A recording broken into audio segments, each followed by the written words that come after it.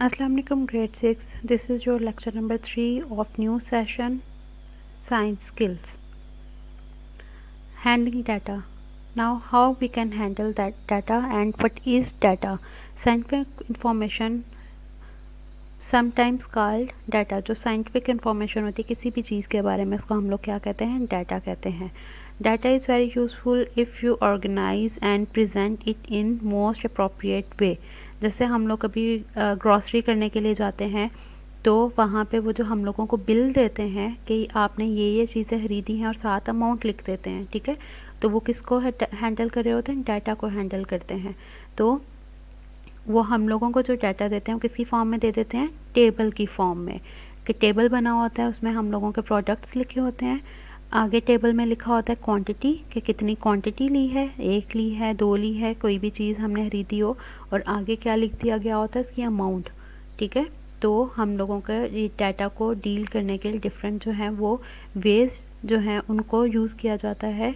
और वो वेज क्या हैं, टेबल्स हैं, bar chart, line graph, pie charts. Table जो है वो क्या है, जो भी डाटा है उसको किसकी फॉर्म में, टेबल की फॉर्म में रिप्रेजेंट कर दिया जाए तो उसको क्या कहते हैं, टेबल.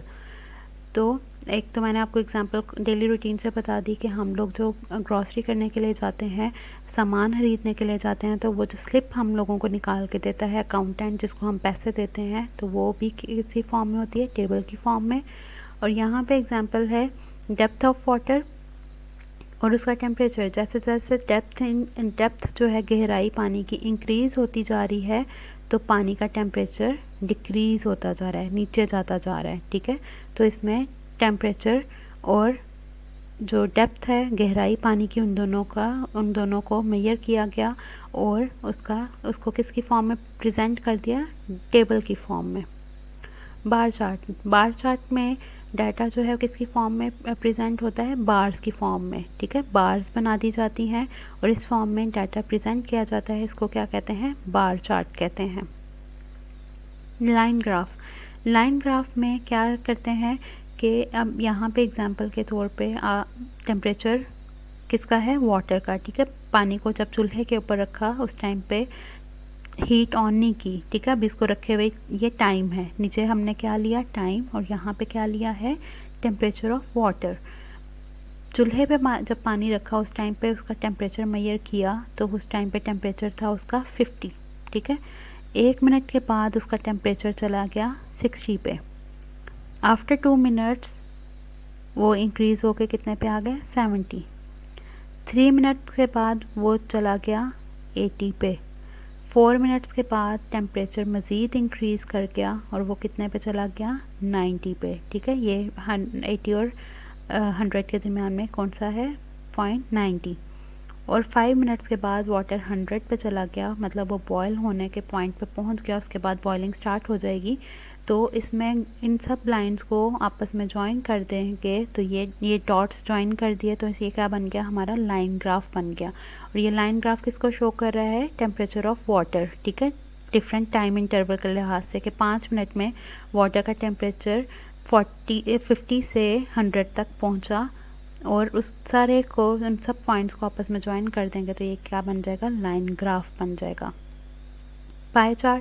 पाई चार्ट में जो भी डाटा होता है उसको हम किस फॉर्म में रिप्रेजेंट करते हैं, पाए की फॉर्म में, ठीक है. पाए के जो स्लाइसेस होते हैं उसकी फॉर्म में, जिस तरह पिज़्ज़ा के स्लाइसेस होते हैं उस तरह इनके भी इसके स्लाइसेस होते हैं, तो इसको हम लोग क्या कहते हैं, पाए चार्ट कहते हैं. और डाटा जो भी होता है, जैसे इसमें एग्जांपल है घर में पानी किस तरह यूज़ कर रहे हैं हम लोग, ठीक है. घर में जैसे हम लोग मुँह हाथ धोने के लिए जो पानी टैप से यूज़ करते हैं वो कितना है, 19%.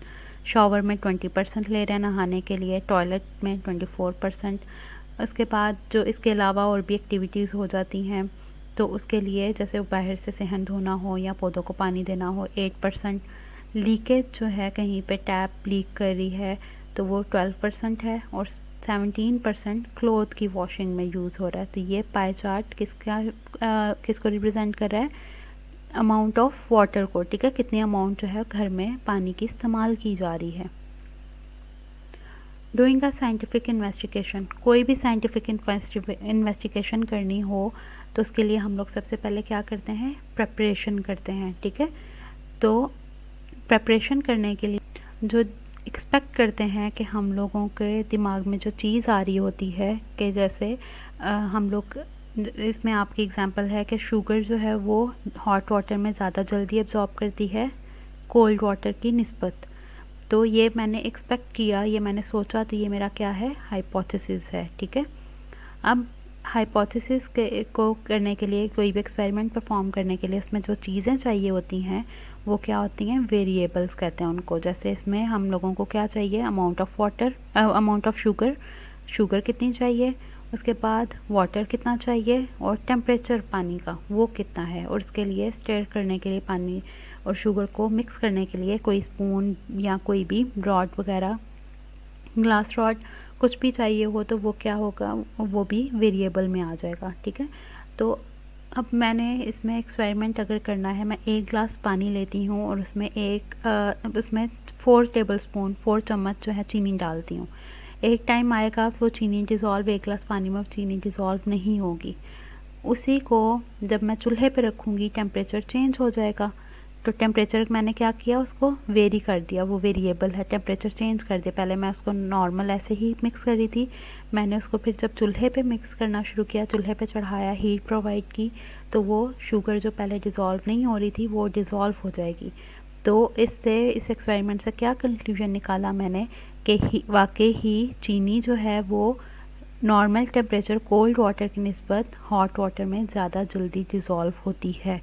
ठीक है, तो मेरा जो रिज़ल्ट आया तो वो क्या है, मेरा कंक्लूजन है। इसमें कंक्लूजन क्या निकला कि वाकई ही हॉट वाटर में चीनी ज़्यादा जल्दी डिज़ोल्व होती है as compare to cold water. Now this is your workbook work. First question number 1 is true false. First one is false, number 2 true, third false, number 4 true, and number 5 again false. And these are your MCQs. Solve it on your workbook. Question number 4, you don't have to do question number 3. Okay, do question number 4. And this is your question number 5, 6, 7 on page number 4, and question number 8 on page number 5. Solve it on your workbook.